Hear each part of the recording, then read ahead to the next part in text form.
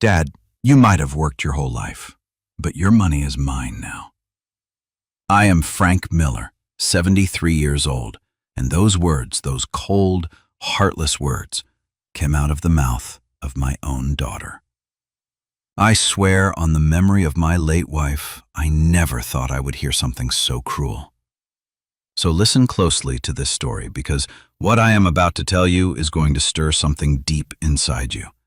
And at the end, you tell me, what would you have done in my place? And also tell me, what city are you listening from? Because this story needs to reach everyone who needs to hear it. But let us take this one step at a time, friend. To understand how we got to that moment, I have to tell you who I am. My whole life I have been a working man, since I was 15 years old, getting up before the sun. First I worked in construction, then in a textile factory. And for the last 20 years, I ran my own carpentry shop right here in Cleveland. Nothing fancy, but honest work. My Martha, may she rest in peace, and I raised 2 kids, Susan and David. We gave them everything we could, and even things we could not afford. We went without dinner many times so they could have books for school. I sold my only good suit to pay for Susan's college tuition. And you know what? I do not regret it. A father does what he has to do. I guess we always tell ourselves that sacrifice is just part of the job description, never expecting the bill to come due in such a painful way. When my Martha got sick 5 years ago, I spent every last dime I had on doctors, medicines, and treatments. It did not help, but I tried everything. The love of my life left me, and I was left alone in this house where we were happy for 48 years. My kids, well, they had their own lives. Susan married an accountant. They have a beautiful house in Hudson. David lives in San Francisco, working for a computer company. Both professionals, thank God. I stayed here with my memories and my routine. My black coffee in the mornings, my wood shop in the afternoons. A simple life, but quiet. Until 3 weeks ago. Susan started coming over more often. At first, it made me happy. It is good that my daughter remembers her old man, I thought.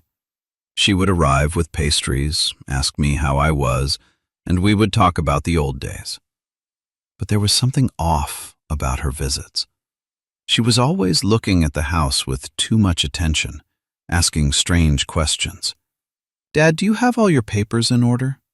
Or have you thought about what will happen to the house when you are gone? I told her not to worry about those things, that I still had many years left.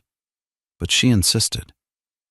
It is better to have everything prepared, Dad, just in case. Just in case.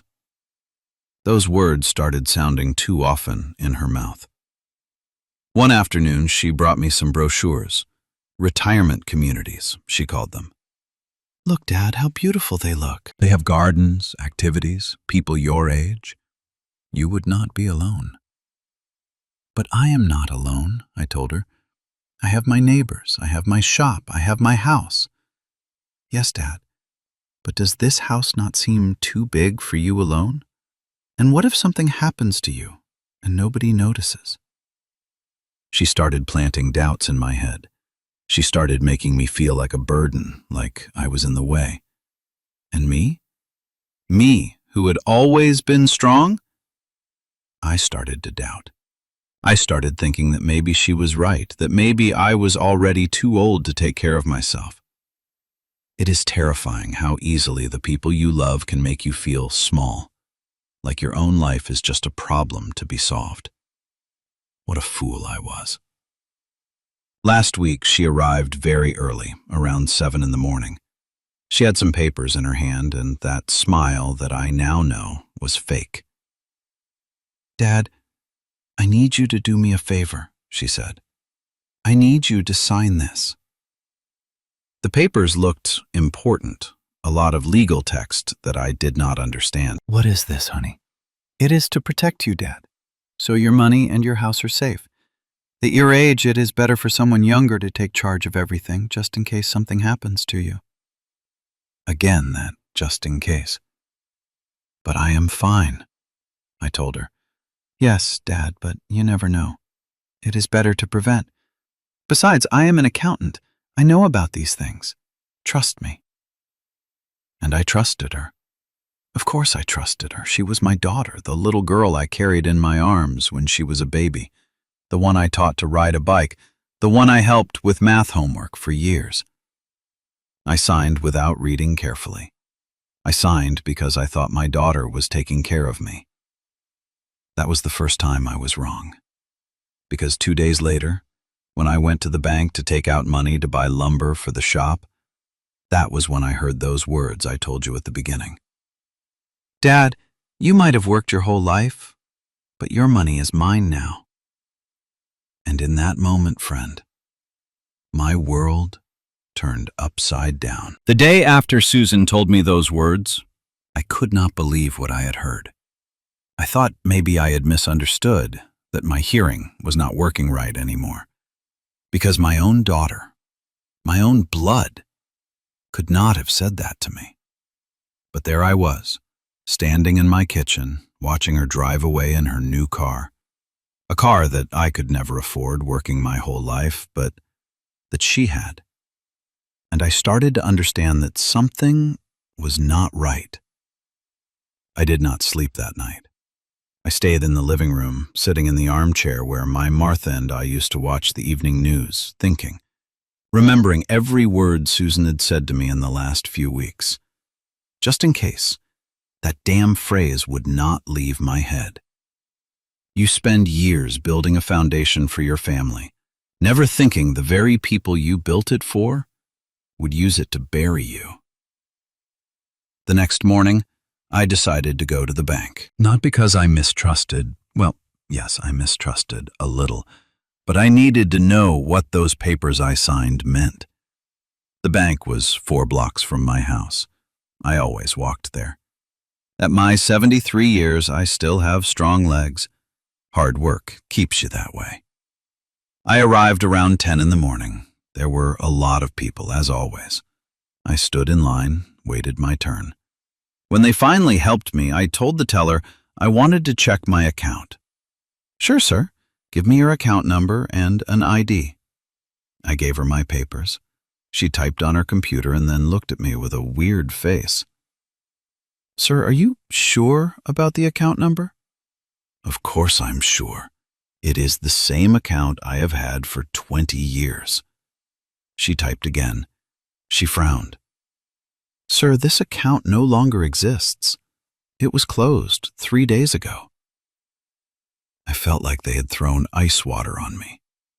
What do you mean it was closed? Closed by who? By the authorized holder, Ms. Susan Miller. According to the documents we have here, you gave her total power of attorney over your accounts. The blood rushed to my head. And the money? Where is my money? It was transferred to Ms. Miller's personal account. The whole process is legal, sir. You signed the documents. 50 years of work. 50 years, saving dollar by dollar, everything I had saved for my last years so as not to be a burden to anyone, was gone. How much was in that account? I asked her, although it did not matter anymore. The teller checked her computer. $240,000, sir. $240,000. It was not much for some, but for me it was everything. It was my peace of mind. It was knowing that I could pay for my medicines, my food, my expenses without asking anyone for anything. I walked out of the bank like a zombie. I walked those 4 blocks without seeing anything, without hearing anything, just thinking about those numbers. $240,000. When I got home, I sat on the sofa and tried to understand what had happened. Susan had come with those papers. I had signed them thinking she was helping me. And she had taken all my money. But what for? She had a job. She had her husband who also worked. She had her nice house. Why did she need my money? That afternoon around 5, the doorbell rang. It was her again. She arrived with that same fake smile as always. "Hi, Dad. How are you?" "Susan," I said, "I need you to explain something to me. I went to the bank today." Her smile faded a little bit. "Oh, really? And why did you go to the bank, Dad?" "To check my account. And they told me I do not have an account anymore. They told me you took all my money." She sat in front of me in Martha's armchair. She got comfortable like it was nothing. "Dad, I already explained to you. It was necessary to do that to protect your assets." "Protect from who?" "From myself." "Do not be dramatic, Dad. The money is still yours, only now it is safer." "Safer in your account than in mine?" "Dad, you are already old. What if someone takes advantage of you? What if they rob you? It is better that I take charge of everything." I saw her there, sitting so calm, talking to me like I was a stupid child, as if 50 years of work meant nothing, as if I had no rights over my own money. "And if it is my money, like you say, give it back to me." "I cannot do that, Dad. The papers are already signed. Besides, I already spoke with a very nice place for seniors. It is called Oakwood Estates. It has gardens, activities, nurses 24 hours a day. I do not want to go anywhere. I want to stay in my house." "This house is too big for you, Dad, and very expensive to maintain. It is better to sell it." "Sell my house? The house where I lived with your mother? Dad, Mom is gone, and you cannot live here alone forever." I stood up from the sofa. I felt like my head was going to explode. "Susan, this is my house, and that was my money. You have no right." "Yes, I have the right, Dad." Her voice changed. It was no longer sweet. She was no longer pretending. "I have all the rights you gave me when you signed those papers, that you told me it was to protect me. And it is to protect you. From yourself."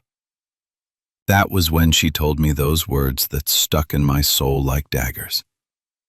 "Dad, you might have worked your whole life, but your money is mine now, and this house too. That is how things are, and that is how they are going to stay." She stood up, grabbed her purse, and walked toward the door. "I give you 1 week to get used to the idea. Then I am going to call the realtor to start the paperwork to sell this house.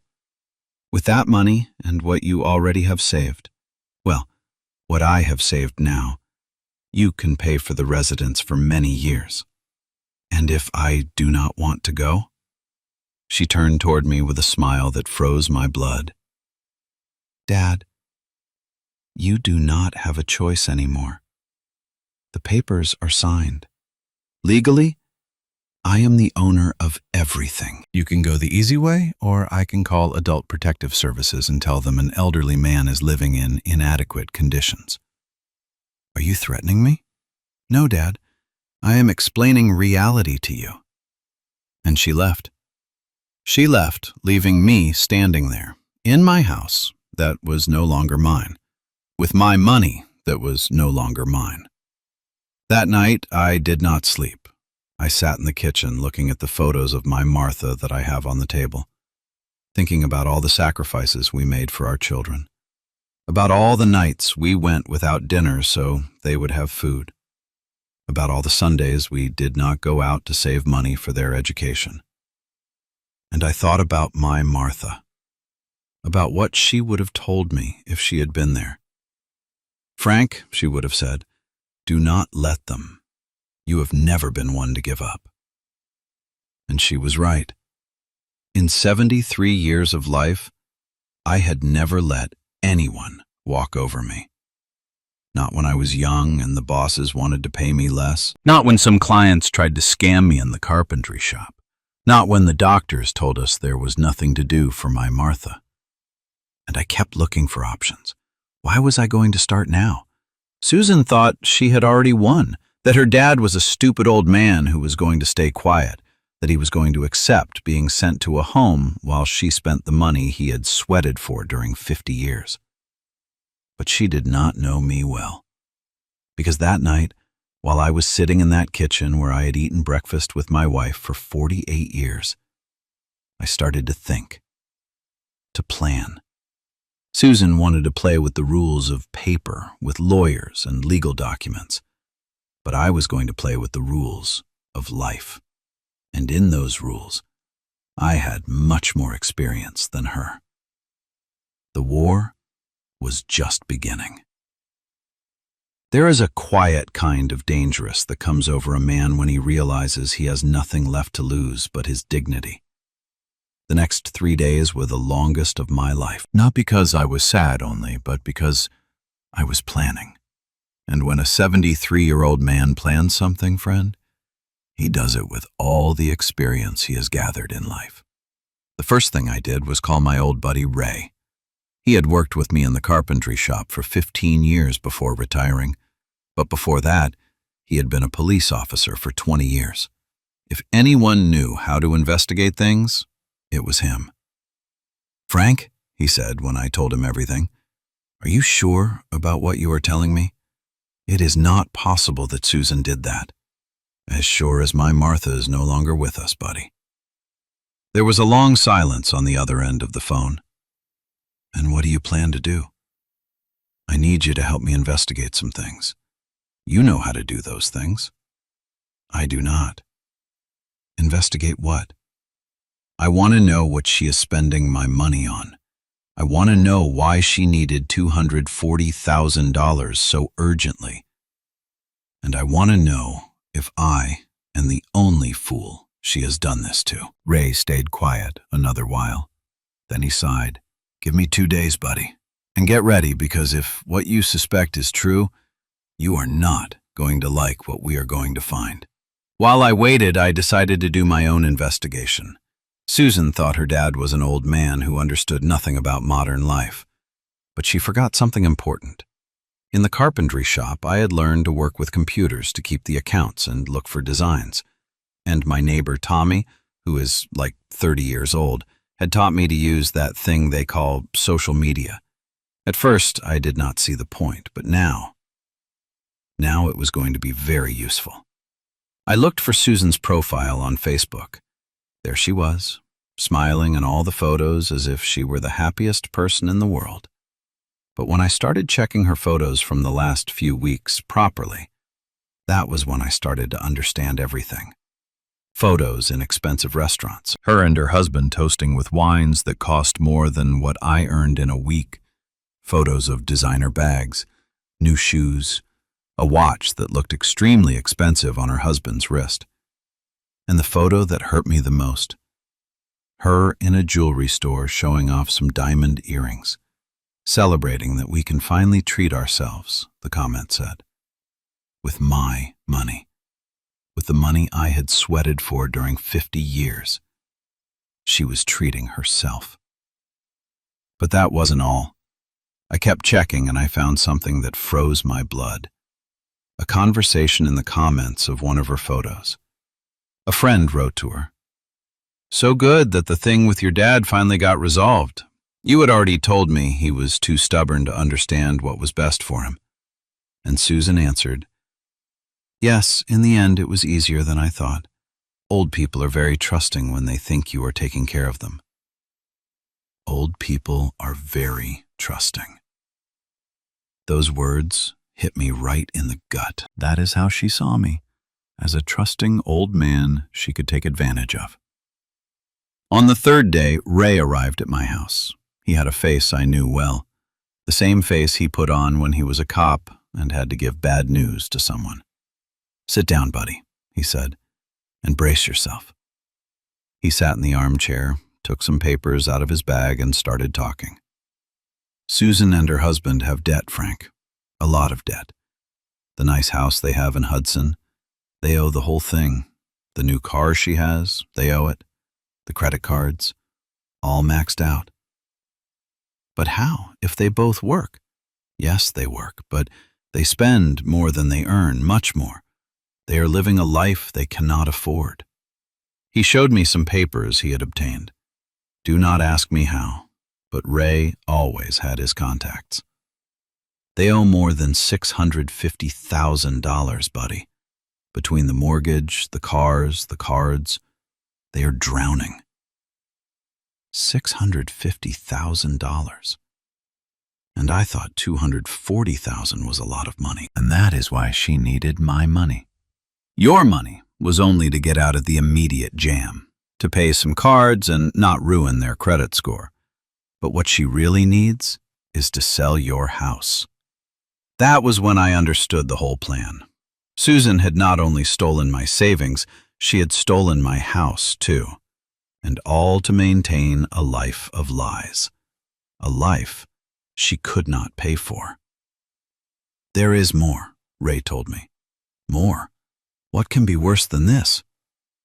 I found out she and her husband were looking at other retirement homes before bringing you the papers. Cheap places. Very cheap. How cheap? $1,500 a month, Frank. Places where they only give you a small room and 2 meals a day. Places where people go to, well, to wait for death. The blood rushed to my head again. Susan had planned to steal everything from me and then send me to a place where I was going to rot for $1,500 a month. Meanwhile, Ray continued, she can sell your house for at least $350,000. With that and the $240,000 she already stole from you, they get out of their debts and have money left over to keep living like they are rich. I stayed quiet for a long while, looking at those papers, understanding that my own daughter had planned every detail of my destruction. And what about David? I asked him. Does he know anything about this? Ray shook his head. David knows nothing. In fact, Susan told him that you had decided to go voluntarily to a retirement home because you felt very lonely, that you had decided to sell the house because it was too expensive to maintain. And he believed it? He is in San Francisco working a lot. He only talks to Susan every once in a while. She sent him photos of some nice places. She told him you were excited about the idea. My younger son, who had always been the noblest of the two, believed his dad was happy with the plan of going to a nursing home. It hurts to know lies can travel halfway across the country before the truth even puts its boots on. But there is something else I found, Ray told me. Something that will interest you. What thing? The papers you signed? They have some legal problems. What kind of problems? The lawyer who made them does not have all the necessary documentation, and there are some signatures that look weird, as if they had been done very fast, without you reading the documents well. That was when a light bulb went on in my head. Are you saying those papers can be invalidated? I am saying there are possibilities, but you would need a good lawyer, and that costs money. Money you do not have anymore. I stayed thinking. Susan believed she had played her cards perfectly, that she had covered all the angles, that her dad had no way to defend himself. But she had made a mistake. A very big mistake. She had forgotten that I was not just her dad. I was a man who had survived 73 years in this world, a man who had fought for every dollar he had earned, a man who had learned that in life, when someone betrays you, you cannot stay with your arms crossed. Ray, I told him, I need you to get me an appointment with the best lawyer you know. Frank, I already told you that costs money. I will get the money. You just get me the appointment. That night, after Ray left, I stayed alone again in my kitchen. But this time I was not sad. This time I was angry, very angry. And when a 73-year-old man gets truly angry, when he has all the cards clear and knows exactly who betrayed him and how, that is when he becomes dangerous. Susan had started a war thinking I was a helpless old man. But she had been wrong. And now she was going to discover what her dad was really made of. The problem with not having money when you need a lawyer is that good lawyers do not work for free. And the cheap ones, well, there is a reason they are cheap. But I had something Susan did not know I had. Contacts. 50 years working gives you a lot of contacts, friend. And when you are an honest person, when you always keep your word, people remember you. In the carpentry shop, I had done work for many people, furniture for houses, offices, restaurants, and one of my most frequent clients had been a lawyer named Robert Harrison. Mr. Harrison had a big law firm here in Cleveland. For 10 years, every time he opened a new office or renovated the ones he had, he called me to make the furniture, desks, bookcases, conference tables, everything, solid wood, fine work. And he always paid me well. He always paid me on time. And he always told me, "Frank, if one day you need something, just call me." The moment came to cash in that favor. I called him on a Thursday morning. His secretary put the call through immediately. "Frank," he said with that strong voice he always had, "how are you? I haven't heard from you in a while." "Mr. Harrison, I need to ask you a favor, a very big favor." "Tell me, Frank. You know I appreciate you very much." I told him everything, the whole story from the beginning. The papers, the bank, Susan's threats, the debts I had discovered, everything. He stayed quiet for a long while. "Frank," he finally said, "what you are telling me is very serious. Are you sure about all this? As sure as you were talking to me right now? I need to see those papers you signed. Can you come to my office tomorrow? I will be there." The next day, I arrived at Mr. Harrison's firm. Everything looked the same as the last time I had been there, about 3 years ago. The same furniture I had made, well cared for, shiny. He received me in his personal office, the biggest one. He looked older than the last time, but he had the same intelligent eyes as always. "Let's see, Frank. Show me those documents." I took out the copies I had kept. He put on his glasses and started reviewing them very carefully. Every once in a while, he made notes in a notebook. After 20 minutes, he took off his glasses and looked at me. "Frank, I have good and bad news. Give me the bad ones first. The documents are legally well made. Your daughter did not make any technical error. You effectively gave her total power over your assets." I felt like they had punched me in the stomach. "And the good ones?" "The good news is several things. First, these documents can be challenged for deception and breach of trust. Second, there are witnesses that you did not completely understand what you were signing. Third, the fact that she acted so fast after the signatures shows there was premeditation." "Witnesses? What witnesses?" "Your neighbor, Tommy. Ray told me he saw when your daughter arrived that morning with the papers, that you looked confused. And Mrs. Higgins also saw when you left the bank that day, very upset." Mr. Harrison leaned back in his chair, the same one I had made for him 5 years before. "But we need more than that, Frank. We need to prove that she deceived you deliberately, that there was a premeditated plan to strip you of your assets. And how do we do that? With private investigation. We need to prove she had urgent debts, that she needed the money, that she already had plans to sell your house before you signed the papers. That is going to cost money I do not have." Mr. Harrison smiled, the same smile he put on when he was going to make a big order of furniture. "Frank, do you remember the conference table you made for me 2 years ago? The walnut wood one?" "Of course I remember. That table has been the admiration of all my clients. 3 people have asked me who made it. I always tell them, Frank, the best carpenter in Cleveland." "Mr. Harrison, I am already too old to make furniture. You are not understanding me, Frank. I am going to take your case without charging you anything. And I am going to hire the best private investigator I know. Also, without you paying. I could not believe what I was hearing. Why would you do that for me? Because in 10 years of working with me, you never failed me. You never delivered a job badly done. You never took longer than promised. You never charged me more than we had agreed. In a world full of liars and opportunists, you were always a man of your word. He stood up from his chair and walked toward the window. Besides, Frank, what your daughter did to you is not only morally wrong, it is a crime, and I cannot allow people to take advantage of the elderly in this way. And what chances do we have?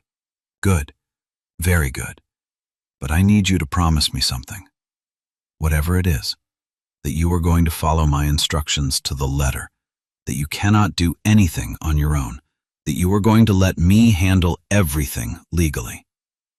I promise you. Perfect. Now, the first thing we are going to do is get all the possible evidence. My investigator is going to review your daughter's finances, her social media, her bank movements, everything. And meanwhile, what do? You are going to be born the resigned old man. You are going to pretend you accept everything she wants, that you agree with going to the retirement home, that you understand it is best for you. Pretend? Pretend. If she suspects you are fighting legally, she can accelerate the sale of your house. She can destroy evidence. She can complicate everything. We need her to get confident, to believe she already won. Mr. Harrison returned to his desk and took out a small recorder. What is that? Your insurance, Frank. The next time your daughter comes to talk to you, you are going to record the whole conversation. We need her to talk, to explain her plans, to confirm what we already know. Is that legal? In your own house, recording someone who is threatening you? Perfectly legal in Ohio. He explained to me how to use the recorder. It was very small. It fit in my shirt pocket. One more thing, Frank. This is going to take time, weeks, maybe months. Are you prepared for that? Mr. Harrison, I waited 50 years to save that money. I can wait a few months to get it back. Perfect. My investigator is going to start tomorrow, and you are going to start acting like the best actor in Cleveland. I left that office feeling different. For the first time in 2 weeks, I had hope. I had a plan. I had help. Susan believed she had won the game, that her dad was a helpless old man who was going to stay quiet while she stole everything he had worked for in his life. But she did not know her dad had friends. Good friends. Friends who remembered favors. Friends who knew the difference between right and wrong. And she did not know that her dad, at 73, still had the will to fight. The war was just beginning. And now I had weapons to fight. I arrived at my house that afternoon with a smile on my face, the first real smile I had had in weeks. It was time to start acting. Acting like a resigned old man when inside you are boiling with rage is harder than it seems, friend. But I had decided to follow Mr. Harrison's instructions to the letter. If he said I had to pretend, I was going to pretend better than the actors in the movies. Monday morning, 3 days after my meeting with the lawyer, Susan arrived at my house. As always, she arrived without warning, as if she were the owner of the place, which technically, according to the papers, she already was. I was prepared. I had the recorder in my shirt pocket, well hidden. Mr. Harrison had taught me to turn it on without it being noticed, just touching a little button. "Hi, Dad," she said when I opened the door. She had some brochures in her hand and that fake smile I already knew very well. "Hi, honey. How are you?" "Very well, Dad. I brought you information about Oakwood Estates, the place I told you about." We entered the living room. She sat in her favorite spot, Martha's armchair. I sat opposite with the recorder running. Look, Dad, she said, spreading the brochures on the table. I went to visit the place. It is beautiful. It has gardens, a game room, activities for the residents. The brochures looked nice, I could not deny that, but I knew that was not the place she really wanted to send me. It looks very good, honey, I told her, pretending interest. And how much does it cost? Do not worry about that, Dad. With the money you have saved and what we are going to get from the sale of this house, you can pay for many years. There it was again, the money you have saved, as if it were still mine. Did you decide to sell the house then? Yes, Dad, I already spoke with a real estate agent. He says he can sell it fast, in a month maximum. For how much? For $350,000. It is a good price for a house in this area. $350,000. Enough for her and her husband to get out of their debts and have money left over. Look, Dad, she kept saying, I know all this is difficult for you, leaving the house where you lived with Mom, changing life at your age, but it is for the best. You are going to be cared for. You are going to have company. You are not going to be alone. Yes, you are right, honey. I am already too old to take care of this big house. Her face lit up when she heard that. She thought she had finally convinced her stupid dad. It is good that you see it that way, Dad. I knew in the end you were going to understand. And when would the change be? In 2 weeks, on Saturday. I already reserved your spot at Oakwood Estates. It is a very nice room with a view of the garden. So soon? It is just that the realtor already has interested buyers, and at Oakwood Estates a perfect space opened up for you. If we do not take it now, they are going to give it to another person. All lies, all perfectly planned, so I would not have time to think, to regret, to look for help. I understand, honey. If you think it is for the best, yes, it is for the best, Dad. You are going to see. You are going to be very happy there. She stood up and walked through the living room, looking at the furniture, the photos, the things that had been my life with Martha. What is going to happen with all these things? We are going to keep the most important things, photos of you and Mom, some personal things. The rest, well, at Oakwood Estates you do not need so many things. And my carpentry tools? Dad, you do not need them anymore. At your age, you cannot do heavy work anymore. My tools, the tools with which I had worked for 20 years, with which I had made furniture for the whole city, with which I had supported my family. You are right, I told her, although inside my heart was breaking. I do not need them anymore. Exactly.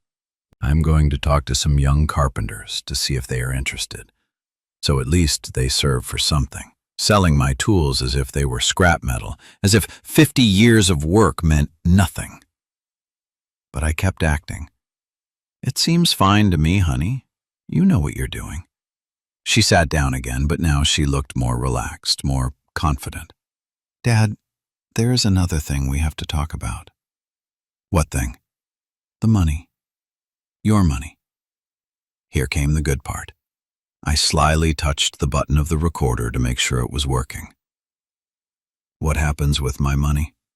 As you already know, now it is in my account to protect it. But we need to decide how we are going to handle it.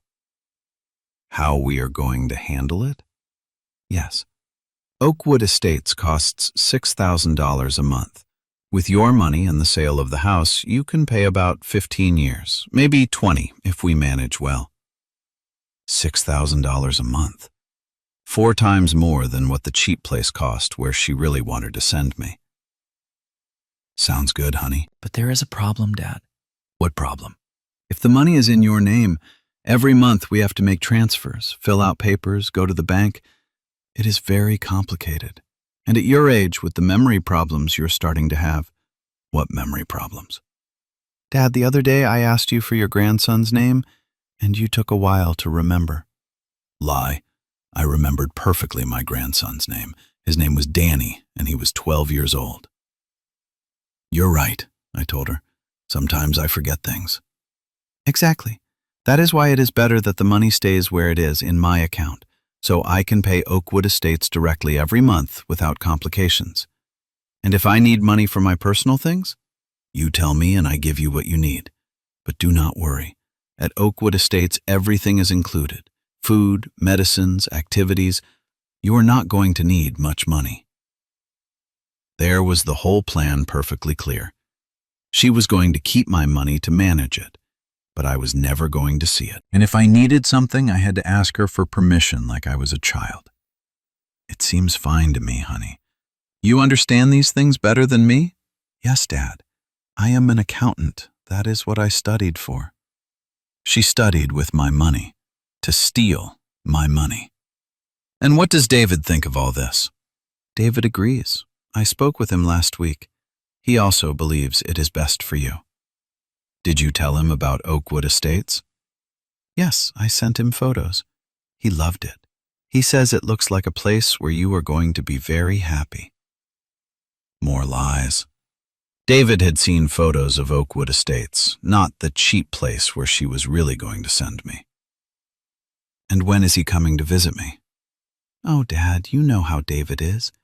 He is very busy with his work in San Francisco, but he says as soon as you are settled, he is going to come meet the place. By then it would be too late. By the time David realized what had really happened, I would already be locked in a cheap nursing home, without money, without a house, without anything. Well, honey, I told her, standing up from the sofa, if you and David believe it is for the best, then it is fine. She stood up too, with a huge smile on her face. It is so good you take it so well, Dad. I knew in the end you were going to understand. She walked toward the door, but before leaving, she turned around.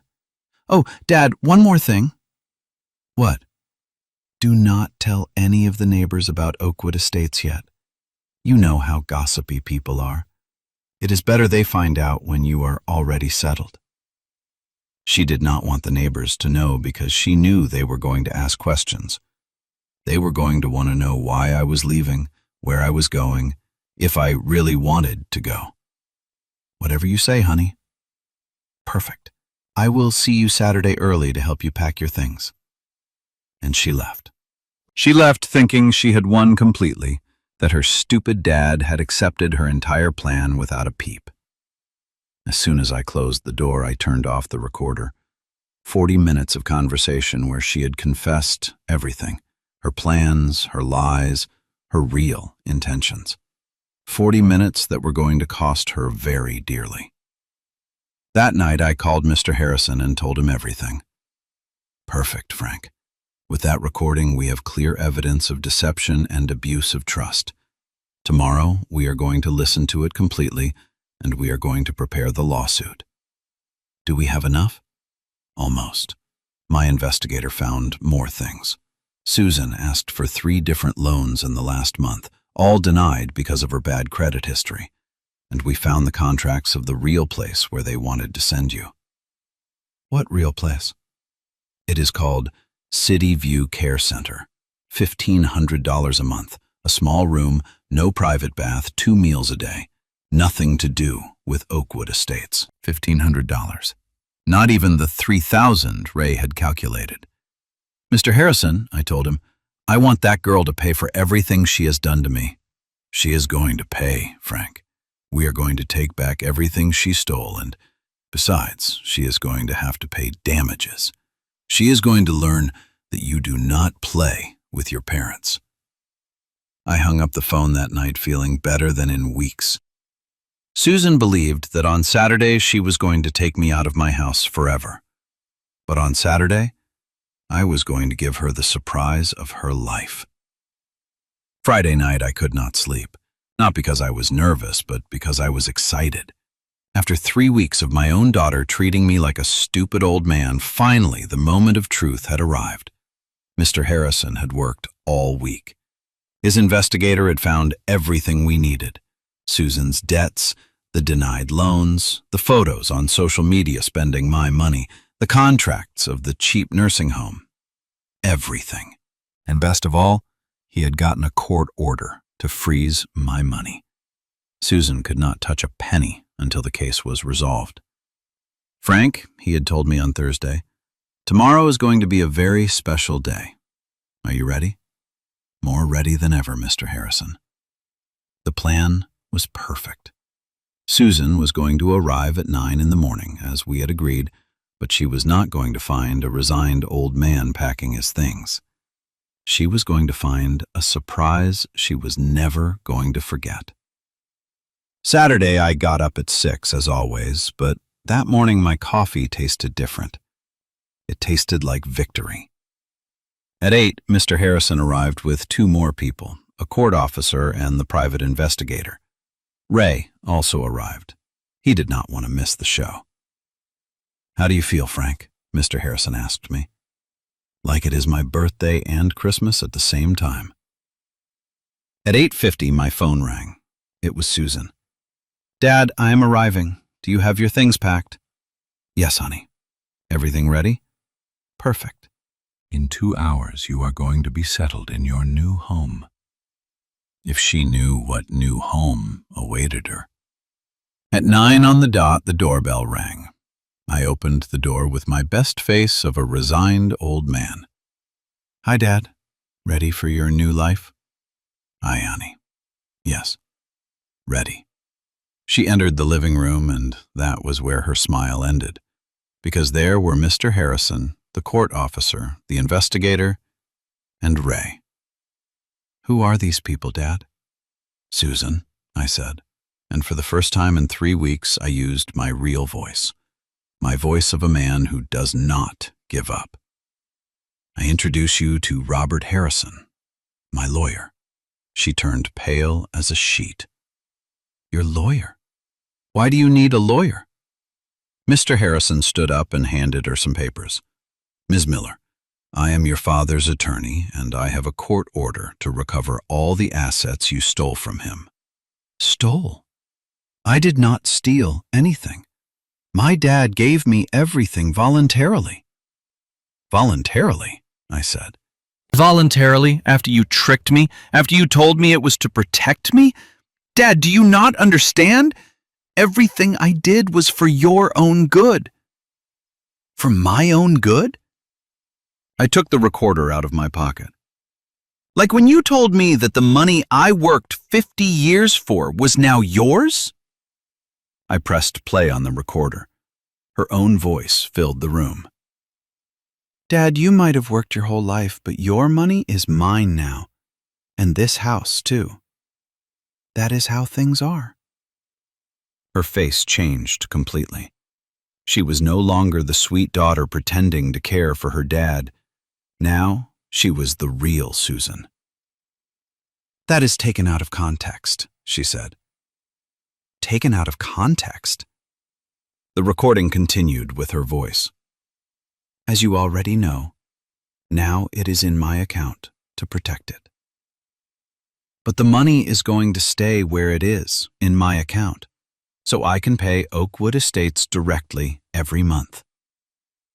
"Oakwood Estates?" asked the investigator. "Do you not refer to City View Care Center, the place you had actually contracted for your father for $1,500 a month?" Susan turned toward him as if she had seen a ghost. "How do you know that?" "Because I am a private investigator, miss, and I found your contracts. I also found the photos you uploaded to Facebook spending your father's money in expensive restaurants, jewelry, and designer clothes." He showed her the printouts of her own social media photos.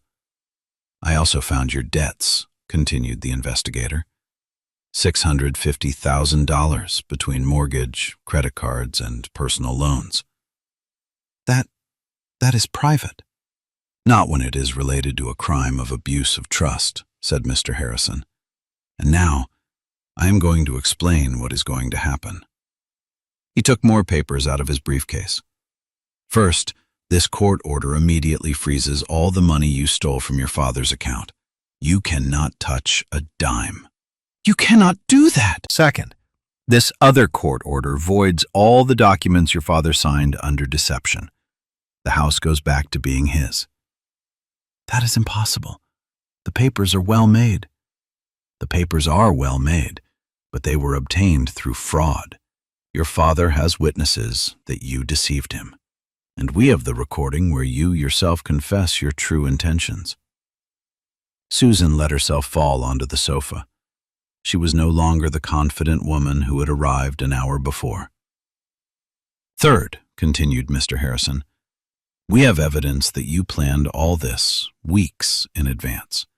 The previous visits to convince your father, the contracts with the cheap asylum, the quotes to sell the house. And fourth, I intervened.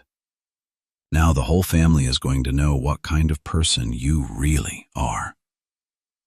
What family? In that moment, the doorbell rang. It was David, my younger son.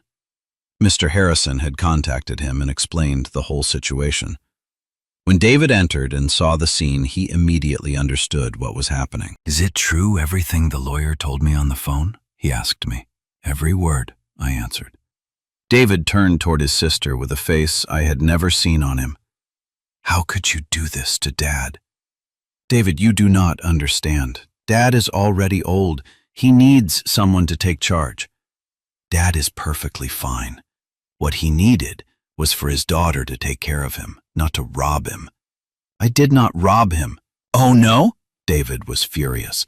Then what did you do to him? Why is his money in your account? Why were you going to sell his house without asking me? Susan stayed quiet. She had no answers that were not lies. And another thing, continued David.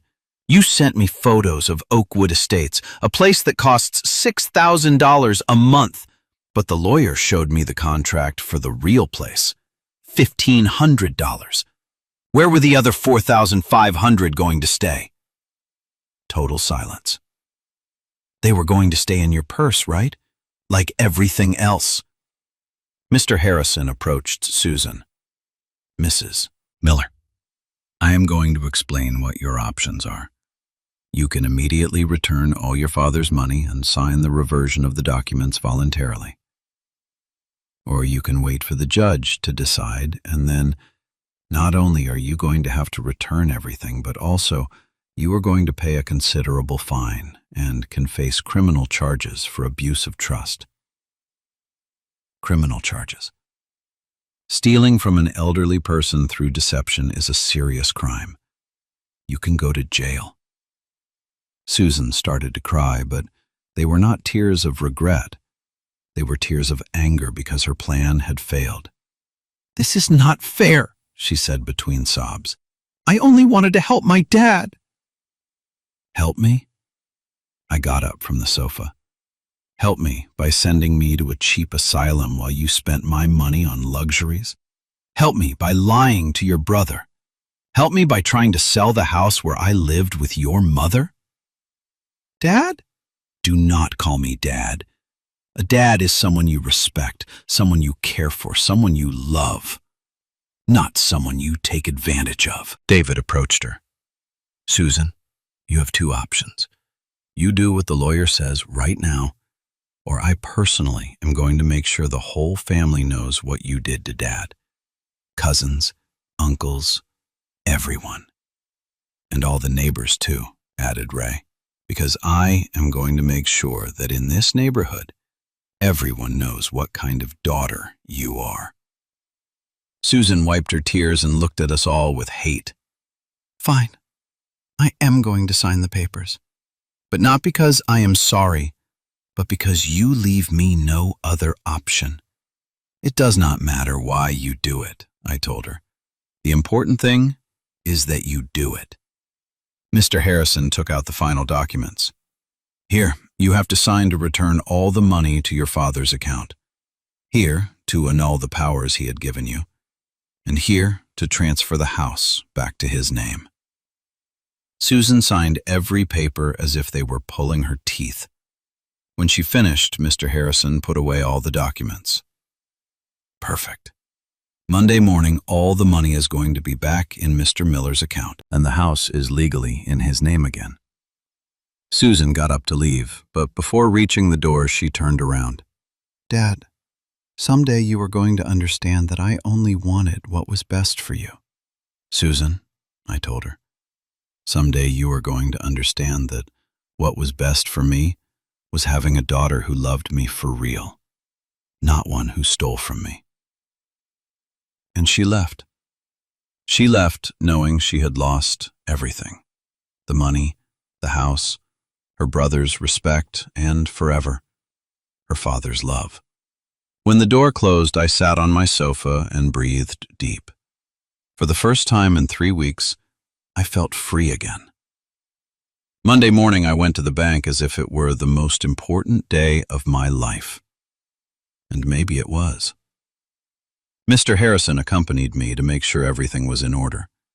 "Mr. Miller," said the same teller who 3 weeks before had given me the worst news of my life, "your account has been reactivated and all your funds have been deposited." "How much is there?"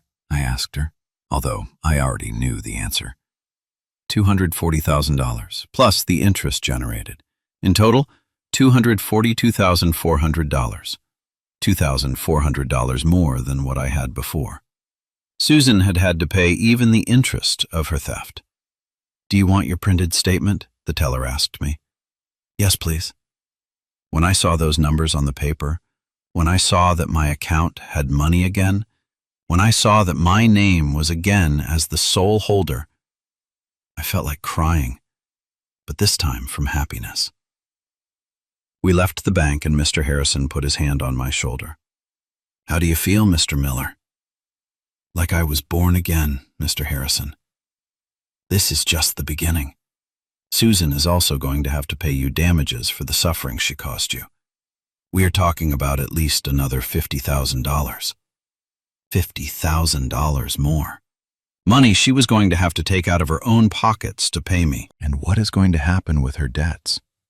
That is no longer our problem, Frank. She dug that hole. She is going to have to climb out however she can." During the next few days, I started to understand the real consequences of what had happened. Susan had not only lost my money, she had lost much more. David called me Tuesday night. "Dad, I spoke with Susan today." "And what did she tell you?" "That all this was an exaggeration, that you were acting like a victim, that she had only tried to help you." "And what did you tell her?" "I told her that if that was helping, I did not want to know what it looked like when someone tried to hurt you. And I told her not to look for me again until she apologized to you for real. You do not have to fight with your sister for me, son. I am not fighting for you, Dad. I am fighting for what is right and what is wrong. And what she did was very, very wrong." Wednesday, my buddy Ray called me. Frank, did you already see Susan's social media? "No, buddy. I do not check them anymore." "You should take a look." That afternoon, I asked my neighbor Tommy to help me check Susan's Facebook. What I saw surprised me. She had deleted all the photos of the expensive restaurants, the jewelry, the luxuries. She had deleted everything that showed she was spending money. Her profile now looked like that of a normal person. But the most interesting thing was the comments people had left on her old photos before she deleted them. "Susan, is it true what my cousin told me that you stole from your dad? My aunt says you kicked your dad out of his house. Is it true? Why did you delete all the photos of your expensive dinners? Was it stolen money?" The news had spread through the whole neighborhood, through the whole family, through all her acquaintances. Thursday, Mrs. Higgins, my neighbor, came to my house. Frank, is it true your daughter wanted to send you to a cheap asylum to steal your money? "It is true, Mrs. Higgins." "How awful. How is it possible that a daughter does that to her own father?" "I do not know, Mrs. Higgins. I cannot believe it either." "Well, you see, people are talking a lot about the subject. The whole market knows. Nobody can believe that the daughter of the most honest carpenter in the neighborhood has done something like that." The most honest carpenter in the neighborhood. 50 years working, keeping my word, helping people when I could. And that was the recognition the community gave me. Friday, something arrived that I did not expect. a letter from the bank where Susan worked. The letter said that due to irregularities in her personal conduct that affected the image of the institution, they had decided to terminate her employment contract. They had fired her from the bank for what she had done to me. That afternoon, Mr. Harrison called me. "Frank, I have news. Good or bad? For you, good. For Susan, not so much. Her employer found out what happened and fired her. And her husband? Well, he is also having problems at his work." "What kind of problems?" "He works at an accounting firm. When they found out his wife had committed financial fraud against her own father, let's say they started to question if he could be trusted with clients' money. The consequences were spreading like ripples in a pond. It was not just Susan who was paying. It was her whole family." Saturday, a week after the confrontation, I received a call I did not expect. "Dad?" It was Susan. Her voice sounded different, broken, tired. "What do you want, Susan?" "Dad, they fired me from work." "I know." "You knew?" "My lawyer told me." There was a long silence. "Dad, I need to ask you a favor." "A favor? After everything you did to me? Dad, please. I am desperate. Without my work, I cannot pay the cards. The banks are pressuring me. I need—" "Need what, Susan?" "I need you to lend me money." I could not believe what I was hearing. After robbing me? After wanting to send me to an asylum? After lying to the whole family, she was asking me for borrowed money. "Susan," I told her with all the calm in the world, "you might have worked your whole life at the bank, but now that you do not have a job, the money is still mine." Her own words. I returned them exactly as she had said them to me. "Dad, do not be cruel." "I am not cruel, Susan. I am just. Do you remember justice? Do you remember consequences?" "Dad, please."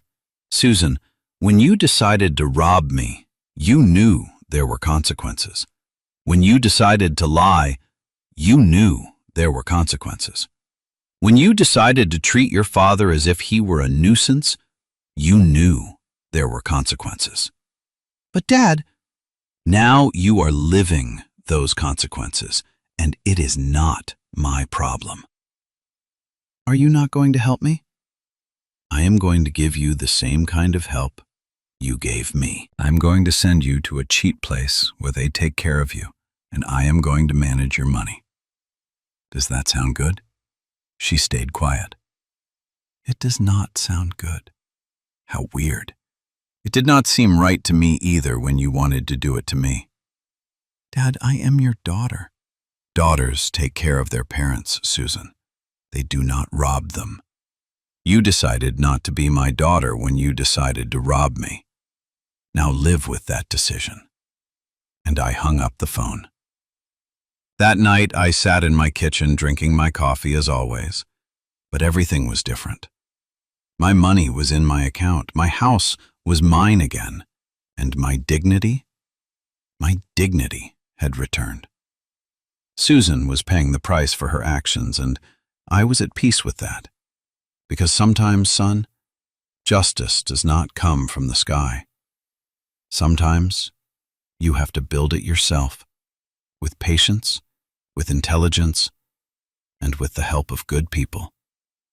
And when it arrives, when it finally arrives, it tastes better than any revenge. A month passed after I recovered everything of mine. A month of peace like I had not had in a long time. It was strange waking up every morning knowing my money was in my account, that my house was mine, that nobody could take away what I had worked for all my life.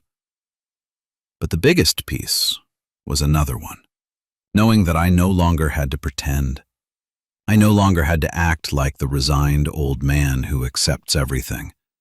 I no longer had to smile when inside I was dying of rage. I went back to being myself. Frank Miller, the man who never let anyone walk over him. One afternoon, I was in my carpentry shop fixing a chair that had broken when my neighbor Tommy arrived. "Mr. Miller, can I ask you something?" "Sure, son. What do you want to know?" "How did you know you had to fight? How did you know you did not have to stay quiet?" I stayed thinking a while. It was an important question. "You know what, Tommy?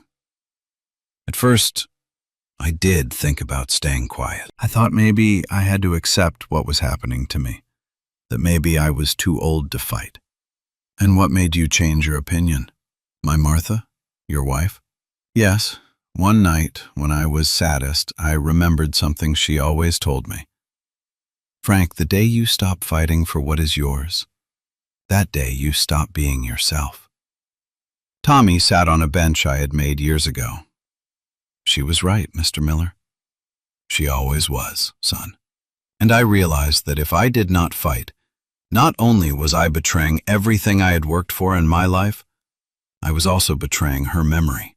"And you do not regret having been so hard on Susan?" "Regret?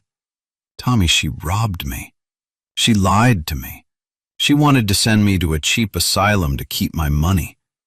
What do I have to regret? But she is your daughter. She was my daughter. When she decided to rob me, she decided to stop being one. That same week, something happened I did not expect. David arrived from San Francisco to visit me. "Dad," he told me, "I came because I want you to know something." "What thing, son? I'm proud of you." "Proud?" "Yes, Dad. Proud that you fought.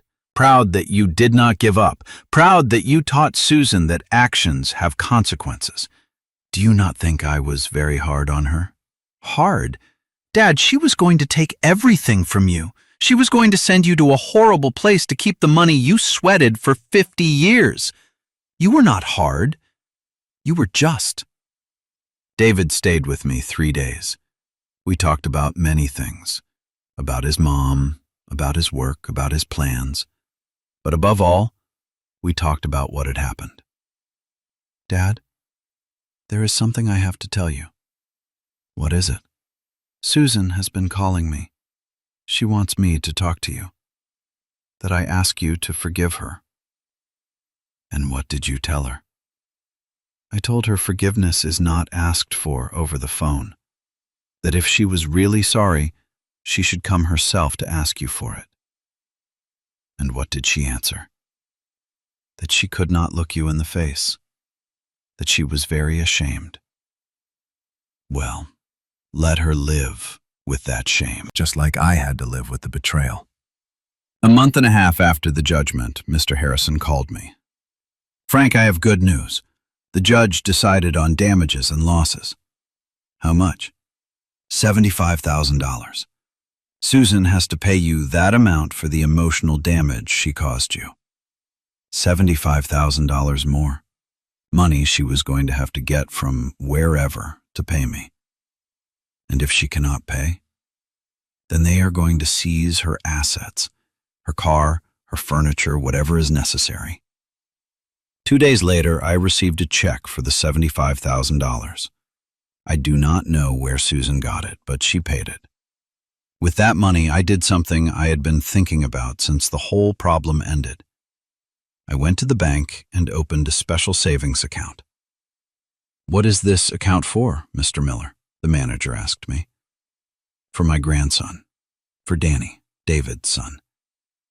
I want that when he turns 18, he has money to study whatever he wants." I deposited the complete $75,000 in that account. "Are you not going to use any of that money for yourself?" "No, I already have mine. This money comes from my daughter's betrayal, but it is going to serve for something good, so my grandson has a better future." That night I called David and told him what I had done. "Dad, you did not have to do that." "Yes, I had to do it, son. It is important that something good comes out of something so bad. Danny is going to be very grateful." "I do not want him to be grateful. I want him to understand that his grandfather is always going to be there for him, whatever happens. That night, sitting in my kitchen, drinking my coffee as always, I thought about everything that had happened in the last 2 months. I had lost a daughter, but I had recovered my dignity. I had suffered a betrayal, but I had learned that I still had strength to fight. I had discovered that the people I trusted most could betray me, but I had also discovered there were good people willing to help me. And I had learned something very important, that at 73, I could still write my own story. Nobody else was going to decide for me how to end my life. 3 months after I recovered everything of mine, I thought the story had ended, that Susan had learned her lesson, that I had recovered my peace, and that everyone would go their own way. But life sometimes surprises you when you least expect it. It was a Tuesday afternoon. I was in my wood shop finishing a small table that the lady at the end of the street had ordered, when I heard someone knocking on my house door. I went to open it, and there she was, Susan. But it was not the secure and arrogant Susan who had arrived to rob me months ago. This was another person. She looked thinner, paler. She wore simple clothes, not the expensive dresses she liked to wear. And in her eyes there was something I had never seen before. True humility. "Hi, Dad," she said with a very quiet voice. "What are you doing here, Susan?" "I came to talk to you, if you let me." I stayed standing in the door without deciding if I let her in or not. Talk about what? To ask for forgiveness. But forgiveness for real. I saw her standing there, waiting for my answer, and for the first time in months, I did not see in her the calculating woman who had tried to rob me. I saw my daughter, the girl I had carried in my arms when she was small. "Come in," I told her. We entered the living room. She sat on the edge of the sofa as if she did not feel comfortable being there. "Dad, I know I have no right to be here after what I did to you." "No, you do not." "But I needed to come. I needed you to know that I regret it, everything." "Do you regret it because you got caught, or because you understood what you did?" She stayed quiet for a long moment. "At first it made me angry that you had sued me. I thought you were exaggerating, that I had only tried to help you. And now? Now I understand what I really did. I robbed you, Dad. I robbed my own father, the man who worked all his life to give me everything I had." Her eyes filled with tears, but this time they were not the fake tears she had cried the day of the judgment. These looked real. "Do you know what hurts me the most?" she asked me. "What?" "That I lost my dad. That for money I lost the most important man in my life." "Susan, I did not go anywhere. You were the one who decided to rob me." "I know. And I know you are probably never going to forgive me. But I needed you to know that I understand what I did. That I understand why you punished me, how you punished me." "How did I punish you? I only recovered what was mine." "No, Dad. The punishment was not that you recovered your money. The punishment was losing your respect, losing your love." She wiped her tears with her hand. "Do you know what has been the hardest part of these months?" "What?" "Living knowing that my own father sees me as a thief." "Because that is what I am, right? A thief who stole from her dad." I did not answer her because it was the truth, and we both knew it. "Dad, I lost my job. Michael and I are divorcing. I had to sell my car to pay debts. I'm living in a tiny apartment that I can barely afford. And all that happened, why? Because I wanted to live a life I could not afford. Because instead of asking you for help honestly, I decided to rob you. Susan, if you had told me you had money problems, I would have helped you. Not with $240,000, but with what I could have. I know. And that is what hurts me the most. That I destroyed everything for nothing. That I could have had your help, but I preferred your money. She stood up from the sofa and walked toward the door. Dad, I did not come to ask you to forgive me. I know that is going to take a long time. Maybe it never happens. I came to tell you that you are right in not forgiving me. What? What I did to you has no forgiveness. And if I were in your place, I would not forgive myself either. She stood in the door and turned around one last time. But I want you to know one thing. I am proud that you are my dad. I am proud that you did not give up. I am proud that you taught me that actions have consequences. Proud? Yes, Dad, because you taught me something nobody else had taught me, that no matter who you are, if you do something wrong, you have to pay for it, even if you are the daughter. She stayed standing there a moment longer, and I want you to know that even though I lost the right to be your daughter, you are never going to stop being my dad. And I am going to spend the rest of my life trying to be worthy of that title again. And she left. She left without asking me for money, without asking me for favors, without asking me to help her. She left only after having told me something I did not expect to hear. The truth. I stayed standing there in the door, watching her walk away down the street. And for the first time since everything had started, I felt something I had not felt in months. It was not forgiveness, not yet, but it was hope. Hope that maybe, someday, my daughter could go back to being the person I had raised. Maybe. 6 months after everything started, here I am, sitting in my kitchen, drinking my morning coffee as always. But everything is different now. My money is in my account, where it should be. My house is still mine. And me?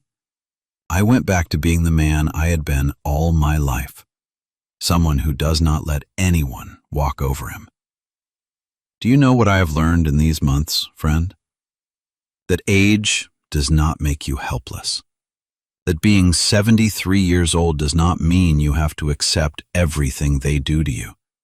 That as long as you have a clear mind and a strong heart, you can fight for what is yours. Susan has come twice more after that first visit, not to ask me for money or favors, just to talk, to ask me how I am, to tell me she is working in a new place, earning less but living honestly. Did I forgive her yet? No, forgiveness is not something given just like that because someone apologizes. Forgiveness is earned with actions, with time, with proving that you really changed. But I have given her something I did not think I would give her ever. A chance. A chance to prove she can go back to being my daughter for real. David comes to see me often. He brings Danny, my grandson, that 12-year-old boy who is going to have money to study thanks to his Aunt Susan's betrayal. Ironies of life, right? Grandpa, Danny told me last week, my dad told me what Aunt Susan did to you, and what do you think of that? That it was very wrong, but also that I am proud you did not give up. 12 years old, and he already understands what dignity means. That gives me hope. Mr. Harrison continues to be my lawyer and my friend. Every once in a while, he comes to drink coffee with me. He tells me my case became famous in his office, that other seniors have arrived with similar problems, asking for help. Mr. Miller, he told me recently, you became an example. People realize they do not have to stay quiet when they are mistreated. An example. At my 73 years, I became an example that it is never too late to defend yourself. Do you know what is the most important thing I learned from all this? That family is not defined by blood alone. It is defined by respect, by true love, by taking care of each other. Susan was my daughter by blood, but the day she decided to rob me, she stopped being my family. David remained my son because he supported me when I needed it most. Mr. Harrison became more family than my own daughter because he helped me when nobody else could do it. True family is the one that is with you in the difficult moments, the one that defends you when others attack you, the one that respects you even if you are 73 and some believe you are no longer useful for anything. Now, every morning when I get up, I see myself in the mirror and I see a man who did not give up, who fought for what was his and won, who taught everyone that respect has no age. Was it easy? No. There were nights I could not sleep. There were days I wanted to quit. There were moments I thought maybe I was already too old for so much trouble. But every time I wanted to give up, I remembered my Martha. I remembered everything we had worked for together. I remembered that money was not only mine, it was ours.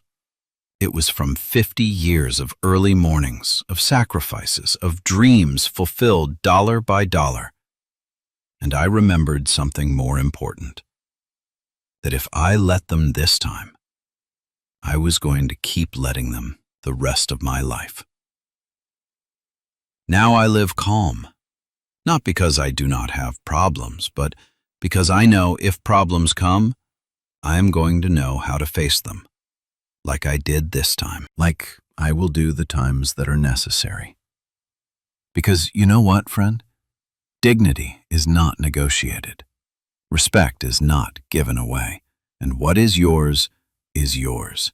It does not matter if you are 20 years old or 73. If someone tries to take what you have worked for all your life, do not stay quiet. Seek help. Fight. Show them that even though you are older, you are still strong. And if you are young and listening to this, learn something. Respect your elders, not because they are old, but because they earned that respect with years of work and sacrifice. And lastly, if you have parents or grandparents, take care of them for real. Do not pretend you take care of them while you plan to rob them. Do not see them as a burden or a nuisance. See them as what they are, the people who made it possible for you to be here, the people who worked all their life to give you what you had, the people who deserve to live their last years in peace, with dignity, and with the love of their family. Because at the end of the day, friend, we are all going to get old. And the treatment you give to the elders today is the treatment you are going to receive tomorrow. And now, I say goodbye. But before I go, tell me, if it were you, what would you have done in my place? And also tell me, what city are you listening from? Because this story needs to reach every corner of this world, so that nobody stays quiet when they are mistreated, so that nobody believes that because they are older, they have to accept anything. That is my story, buddy. The story of an old man who did not give up.